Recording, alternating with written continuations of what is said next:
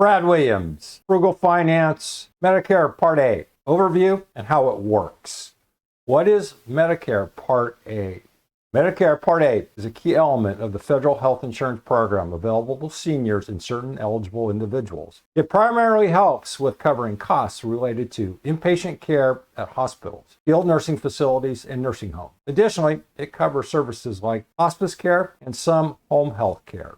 The coverage under Part A includes expenses such as room charges in skilled nursing facilities, inpatient hospital care, and the medical supplies and drugs needed during a hospital stay. If someone is homebound, Part A also provides coverage for physical and occupational therapy at home. For individuals with terminal condition, it covers doctor visits, medications, and counseling for their families as they cope with loss.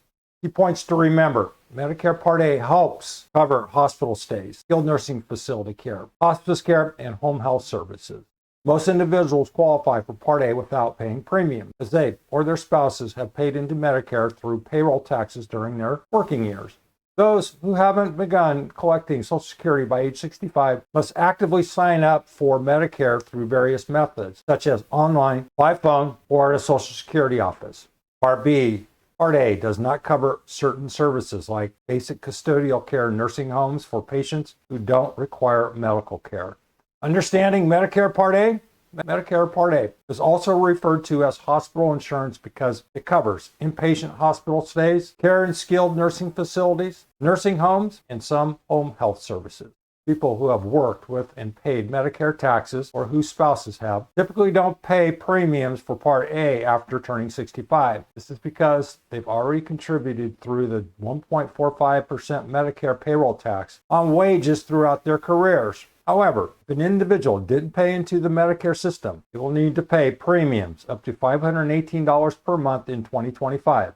Those receiving long-term disability benefits may also qualify for premium-free Part A. Even with no premium, most enrollees will face additional out-of-pocket costs such as co-payment and coinsurance. In addition to these costs, Medicare Part A enrollees must also pay deductibles. For example, in 2025, the deductible for inpatient hospital stay is $1,676, covering the first 60 days of hospital care. After that, there is a coinsurance of $419 per day for the 61st through the 90th day in the hospital. Who is eligible for Medicare Part A? Medicare Part A eligibility generally requires meeting specific citizenship and residency criteria, along with one of the following. You're 65 years or older. You've received Social Security or Railroad Retirement Board disability benefits for 25 months or more. You have ALS. You have end-stage renal disease and meet other requirements. How to enroll in Medicare Part A? For many individuals, enrollment in Part A occurs automatically if they qualify. This typically happens for those already receiving Social Security or Railroad Retirement benefits for at least 4 months prior to turning 65, or for those with ALS. People with ESRD can also apply for Medicare coverage, including Part A and B, or opt for Medicare Advantage plan. If you're not automatically enrolled and you will become eligible at 65, you'll need to register during your initial enrollment period. The 7-month window begins 3 months before you turn 65, includes the month you turn 65, and ends 3 months afterwards. Enrollment can be completed online, by phone, or at a Social Security office. If you miss this window and don't sign up for Part B, you might incur a late enrollment penalty, which would increase your monthly premium and could leave you without coverage for a period. What Medicare Part A doesn't cover? While Medicare Part A covers many important hospital-related services, it doesn't cover everything. Some services may require patients to sign an agreement acknowledging that they will be responsible for paying out of pocket if the service isn't covered. To avoid unexpected medical costs, it's advisable to check in advance whether a specific service will be covered under Part A, and if not, explore other options or file an appeal. Some common exclusions include custodial care, which involves assistance with activities of daily living, like dressing and bathing, when no other medical care is needed. In such cases, Medicare will not cover the cost if the person does not require additional medical services.